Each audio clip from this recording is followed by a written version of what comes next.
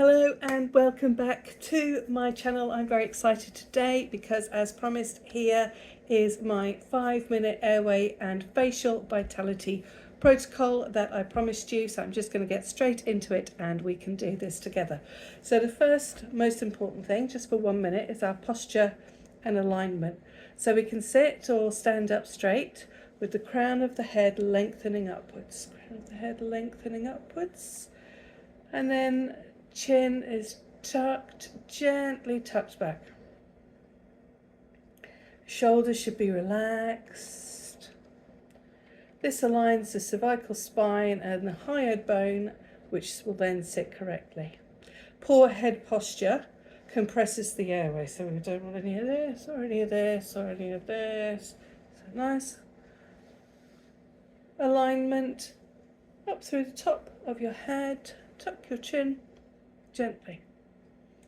Now we're going to go into the tongue section hold. So this is based on mewing, and the steps we're going to follow are as follows now. So the tongue tip is just behind your upper teeth. So none of this, just behind your teeth. I have very big teeth, so it's quite easy for me to get my tongue on them. So just where your gum hits your teeth. That's where your tongue should be, just on that gum, not actually on your teeth. Then you flatten the whole of your tongue to the roof of your mouth, your plate. That is what takes a lot of thought and also practice, because most of us, as I've said before, especially for somebody like me that I have very narrow airways and I've always been very nasally, so I'm a bit of a mouth breather, so I tend to spend a lot of my time like this. And with my tongue resting on the flat where my chin is, and hence the double chin here. So top and suction, tongue to plate, swallow gently to create that suction. So the back of your tongue should also be compressed to the plate of your mouth. Then you need to hold that seal. That's where the practice comes in. So what you should feel is a slight activation under the chin. You can see there. So when I'm not, you can see this flap. Then when I am, you can see it's better. Then your throat will widen, and this lifts the tongue base and supports the airway. So that's what you want to be feeling. And we're going to go through some nasal breathing and reset for a couple of minutes here. So we're going to slow nasal breathing. So in through the nose for 4 seconds. 2, 3, 4. And then a long exhale through the nose for 6 seconds. 2, 3, 4, 5, 6.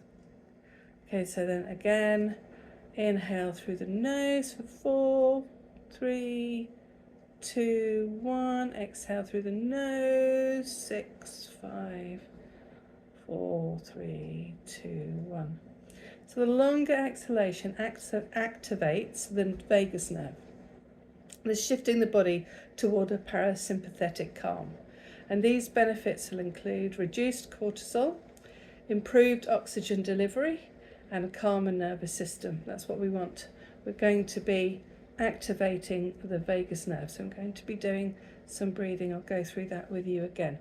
So in through the nose for 4, and out through the nose for the count of 6. In for 4, 1, out for 6, 5, 4, 3, 2, 1. And you can do that for as long as you can, bearing in mind that the tongue needs to be activated at the top of your plate. So don't lose that activation where your whole tongue is at the plate, stuck to the plate of your mouth.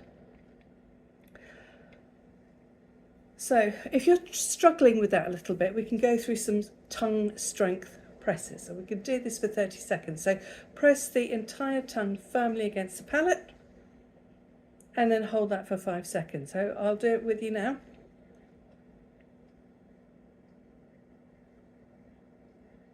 5 seconds. And then we're going to repeat that 5 times. So tongue to the top, tongue tip behind your teeth, tongue up through, activating on your palate. 2, 1, and relax. And then we're going to do that again. Time number 3, tongue up towards your palate. Strong activation here, gentle swallow. 3, 4, 5, and relax.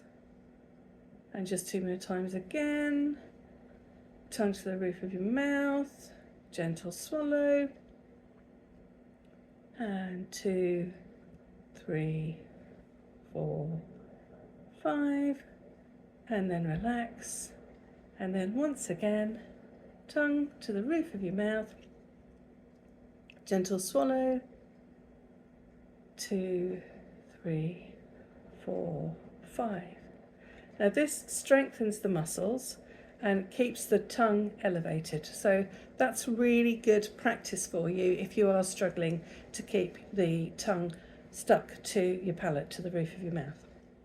So we're going to do now some lymphatic jaw release. Now you can take your time with this. You don't have to go through it with me in such a hurried manner, but you can take your time. You can do bits of it as you want to. So when you're doing the dishes, you can do your tongue elevation practice. You can do your nasal breath in for 4 and then longer nasal breath out for 6 at any time that you feel that you are in a position to do these practices. So we're going to do the lymphatic jaw release now. So place the fingers lightly on the jawline under the ears, just here. Slowly open and close the mouth while breathing through the nose.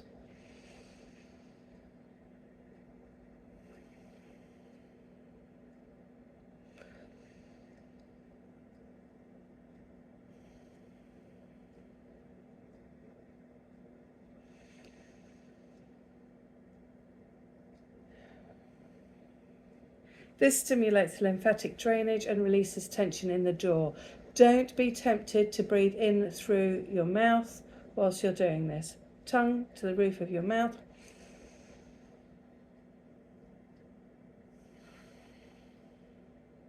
And if you have your tongue placed to the roof of your mouth, you're less likely to be tempted to breathe in through your mouth whilst you're doing this.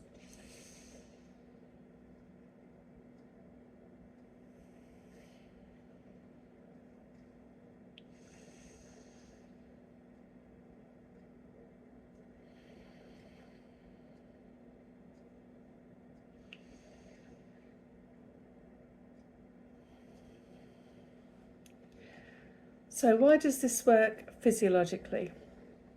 Well, this short routine influences several systems at once. The airway mechanics, better tongue position improves airway stability. Nervous system regulation, breathing patterns influence the vagus nerve. Facial muscle tone, tongue and jaw muscles support the lower face. The idea is to get rid of this eventually. And sleep quality, improved nasal breathing reduces airway collapse at night. So that helps you to not snore. I'm quite a snorer, I'm afraid, because I am a mouth breather. So I am hoping to really get this down pat, and I think that my husband will be very pleased with that. So if you are a snorer, or if you are wondering whether or not you have sleep apnea, and if you do concern yourself about sleep apnea, it's always best to get that checked out with your GP.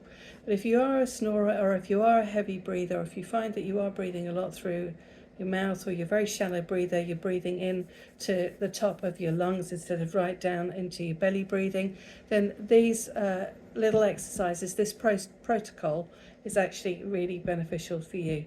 And the improved nasal breathing really does help you get a better sleep at night. And it's one of the things that is really important in menopause, because when we hit midlife, we do tend to slack, our muscles do slack. So it's not just the collagen within our skin that actually starts to slacken off. Actually, our muscles a whole body system of our muscles, both the strength muscles in our arms and our legs, etc., around our belly and our core, but also our airways and our jaw and our throat. All of these tend to get a little looser, a little slacker.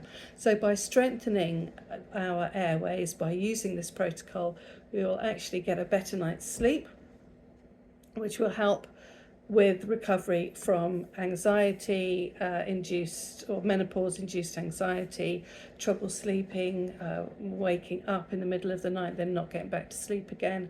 So poor sleep quality is something that I want to really address during menopause. I think that is one of the things that most of us struggle with mostly, because if we're getting a poor night's sleep, then that just has a knock-on effect. So this is a really great protocol to help us get better sleep at night. So most wellness advice ignores a fundamental truth, that if our breathing mechanics are poor, every other health intervention becomes harder. And this is one of the things that I want to talk about in future. So a poor airway function can affect our sleep, as I've just discussed, our energy, our mood, our metabolic regulation, our cognitive clarity. And this is why airway focused dentistry and sleep medicine are becoming major emerging fields. I hope that this has been beneficial for you. I will speak to you again soon. Thank you very much for joining me today. And next week we will be going back to the tapping, and I've got a fantastic surprise for you. So I will see you then. Watch the next video.